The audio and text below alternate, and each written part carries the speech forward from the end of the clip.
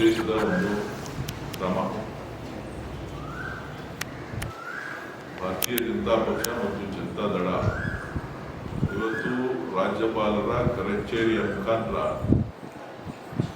ಸರ್ಕಾರವನ್ನ ಅಸ್ಥಿರ ಮಾಡುವಂತ, ಬೆದರಿಸುವಂತ ಕೆಲಸವನ್ನ ಇವತ್ತು ಮಾಡ್ತಾ ಇದ್ದಾರೆ. ಇವತ್ತೇನು ದೂರುದಾರರು ದೂರನ್ನ ಕೊಟ್ಟಿದ್ದಾರೆ, ಆ ದೂರು ಹಿಂದೆ ಯಾವುದೇ ಸಂಸ್ಥೆಗೆ, ಲೋಕಾಯುಕ್ತಕ್ಕಾಗಲಿ ಅಥವಾ ಬೇರೆ ಸಂಬಂಧಪಟ್ಟಂತ ಏಜೆನ್ಸಿಗಳ ಮುಂದೆ ಇವರು ಇವತ್ತವರೆಗೂ ಕೂಡ ದೂರನ್ನ ಕೊಟ್ಟಿಲ್ಲ. ಏಕಾಏಕಿ ರಾಜ್ಯಪಾಲರಿಗೆ ನೇರವಾಗಿ ಕೊಟ್ಬಿಟ್ಟು ತನಿಖೆನೇ ಆಗದೆ, ವಿಚಾರಗಳು ಚರ್ಚೆಗೆ ಆಗದೆ, ಏಕಾಏಕಿ ಪ್ರಾಸಿಕ್ಯೂಷನ್ಗೆ ಅವಕಾಶ ಕೊಟ್ಟಿರ್ತಕ್ಕಂಥದ್ದು ಎಷ್ಟು ಸರಿ ಒಬ್ಬ ಮುಖ್ಯಮಂತ್ರಿಗಳ ಮೇಲೆ ಅಂತಕ್ಕಂಥದ್ದು.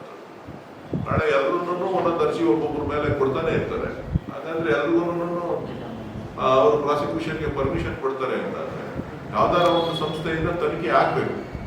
ಲೋಕಾಯುಕ್ತದಿಂದ ಆಗ್ಬೇಕು, ಇಲ್ಲ ಪೊಲೀಸ್ ಇಲಾಖೆಯಿಂದ ಆಗ್ಬೇಕು, ಅಥವಾ ಬೇರೆ ಯಾವುದೇ ಸರ್ಕಾರ ನೇಮಿಸ್ತಕ್ಕಂಥ ಸಂಸ್ಥೆಗಳಿಂದ ತನಿಖೆ ಆಗ್ಬೇಕು.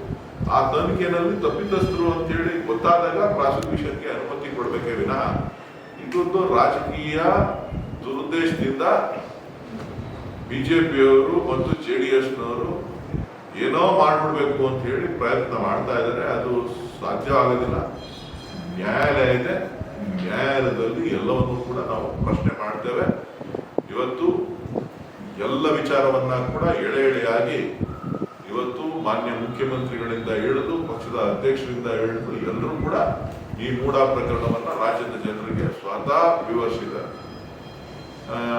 ಏನೇನು ಯಾರ ಕಾಲದಲ್ಲಿ ಏನೇನಾಗಿದೆ, ಯಾರ್ಯಾರು ಏನೇನು ಮಾಡಿದ್ದಾರೆ, ಇದರಲ್ಲಿ ಮುಖ್ಯಮಂತ್ರಿಗಳ ಪಾತ್ರ ಆಗಲಿ ಸರ್ಕಾರದ ಪಾತ್ರ ಆಗಲಿ ಇಲ್ಲ. ಇದು ಬಿಜೆಪಿ ಅವಧಿನಲ್ಲಿ ಸೈಟ್ ಅನ್ನ ಕೊಟ್ಟಿರ್ತಕ್ಕಂಥದ್ದು. ಇದು ಅವರ ಜಮೀನು ಕಳ್ಕೊಂಡಿರೋದಕ್ಕೆ ಜಮೀನಿಗೆ ಬದಲಿಯಾಗಿ ನಿವೇಶನಗಳನ್ನ ಕೊಟ್ಟಿದ್ದಾರೆ ಹೊರತು ಇದು ಬೇರೆ ಏನೂ ಅಲ್ಲ. ಇದೊಂದು ದುರುದ್ದೇಶ ಪೂರ್ವಕ ಒಂದು ಕ್ರಮ. ರಾಜ್ಯಪಾಲರು ತಕ್ಷಣ ಇದನ್ನ ಹಿಂಪಡಿಬೇಕು ಅಂತೇಳಿ ಒತ್ತಾಯವನ್ನ ಮಾಡ್ತಾರೆ. ಈಗಾಗಲೇ ನಿವೃತ್ತ ಜಡ್ಜ್ ತನಿಖೆ ನಡೀತಾ ಇದ್ದಾರೆ. ಈ ಸಂದರ್ಭದಲ್ಲಿ ಆತುರದ ನಿರ್ಣಯ ನೋಡಿ, ಅದನ್ನೇ ನಾನು ಹೇಳಿದ್ದು. ಯಾವ್ದಾದ್ರು ಒಂದು ಸಂಸ್ಥೆಯಿಂದ ಇದು ತನಿಖೆ ಆಗ್ಬೇಕು. ಸರ್ಕಾರ, ವಿರೋಧ ಪಕ್ಷಗಳು ಮತ್ತು ಸಾರ್ವಜನಿಕರಲ್ಲಿ ಕೇಳಿಬಂದಂತ ಚರ್ಚೆ ವಿಚಾರವಾಗಿ ಇವತ್ತು ಆಯೋಗವನ್ನ ರಚನೆ ಮಾಡಿದ್ದಾರೆ. ನಿವೃತ್ತ ನ್ಯಾಯಾಧೀಶರ ತನಿಖೆಗೆ ಕೊಟ್ಟಿದ್ದಾರೆ. ಸೊ ನಿಷ್ಪಕ್ಷವಾಗಿ ತನಿಖೆ ಆಗ್ತದೆ. ತನಿಖೆ ಆದ್ಮೇಲೆ ಅದರಲ್ಲಿ ಏನಾದ್ರೂ ಲೋಪದೋಷಗಳು ಕಂಡು ಬಂತು ಅಂದ್ರೆ ಸರ್ಕಾರದಿಂದನೋ ಮುಖ್ಯಮಂತ್ರಿಗಳಿಂದನೋ ಏನಾದ್ರು ಲೋಪದೋಷಗಳು ಖಂಡಿತ ಕ್ರಮ ತಗೊಳ್ಳೋಕೆ ಅವಕಾಶ ಇದೆ.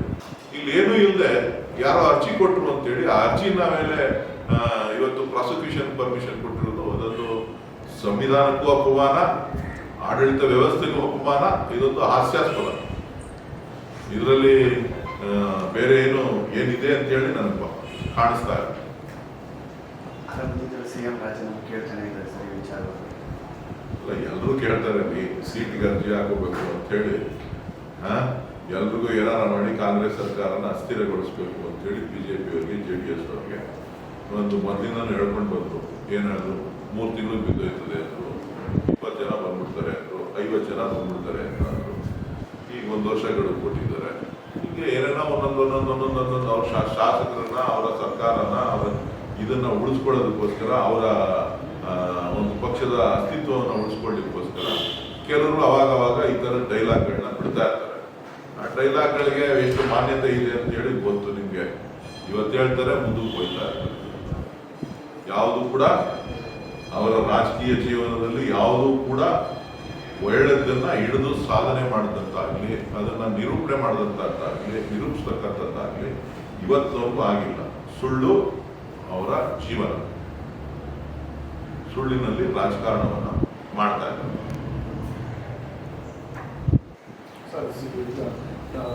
ಕುಮಾರಸ್ವಾಮಿ ವಿರುದ್ಧ ಪ್ರಾಸಿಕ್ಯೂಷನ್ ಕೇಸು, ದೂರು ಎಲ್ಲ ರಾಜಭವನದಲ್ಲಿ ಆಗಿದೆ. ಶಶಿಕಲಾ ಜೊಲ್ಲೆ, ಯಡಿಯೂರಪ್ಪ ವಿರುದ್ಧ ಮೊನ್ನೆ ಒಟ್ಟು ಕೇಳಿದ್ರು. ಯಾರ ಮೇಲೂ ಇಲ್ಲ ಸರ್. ಸಿದ್ದರಾಮಯ್ಯ ಅವ್ರ ಮೇಲೆ ಯಾಕೆ ಈ ರೀತಿಯ ಒಂದು ಟಾರ್ಗೆಟ್ ಮಾಡ್ತಿದ್ದಾರೆ? ಭಾರತೀಯ ಜನತಾ ಪಕ್ಷ ಕಳೆದ 10 ವರ್ಷ 3 ತಿಂಗಳು ಏನು ನರೇಂದ್ರ ಮೋದಿ ಅವರ NDA ಸರ್ಕಾರ ಅಧಿಕಾರಕ್ಕೆ ಬಂದ ಮೇಲೆ ಈ ದೇಶದಲ್ಲಿ ವಿರೋಧ ಪಕ್ಷವನ್ನ ವಿರೋಧ ಪಕ್ಷದಲ್ಲಿ ಆಡಳಿತ ನಡೆಸ್ತಕ್ಕಂಥ ರಾಜ್ಯಗಳನ್ನ ಅಸ್ಥಿರ ಮಾಡ್ತಕ್ಕಂಥದ್ದು ಮೊದಲಿಂದನೂ ಕೂಡ ನಡ್ಕೊಂಡು ಬಂದಿರ್ತಕ್ಕಂಥದ್ದು. ಅವರು ಇನ್ಕಮ್ ಟ್ಯಾಕ್ಸು, ಇಡಿ, CBI, ನ್ಯಾಯಾಲಯಗಳು ಮತ್ತು ಇವತ್ತು ರಾಜ್ಯಪಾಲರ ಕಚೇರಿಗಳು ಇವರ ಕೈಗೊಂಬೆಯಾಗಿ ನರೇಂದ್ರ ಮೋದಿ ಸರ್ಕಾರದ ಕೈಗೊಂಬೆಯಾಗಿ ಕೆಲಸ ಮಾಡ್ತಾರೆ. ಕೆಲವು ಸಂದರ್ಭದಲ್ಲಿ ನ್ಯಾಯಾಲಯಗಳು ಕೂಡ ಆದೇಶಗಳನ್ನು ನೋಡಿದಾಗ ಜಸ್ಟಿಸು ಸಿಗುತ್ತಾ ಇಲ್ವಾ ಅಂತಕ್ಕಂಥದ್ದು ಕೂಡ ಕೆಲವು ಸಂದರ್ಭಗಳಲ್ಲಿ ಕಾಣ್ತಾ ಇದ್ದೀವಿ. ಸೊ ಹಾಗಾಗಿ ಜನ ಕೂಡ ಒಂದು ಕಡೆ ಭ್ರಮ ನಿಲ್ಲಿಸಲಾಗಿದೆ.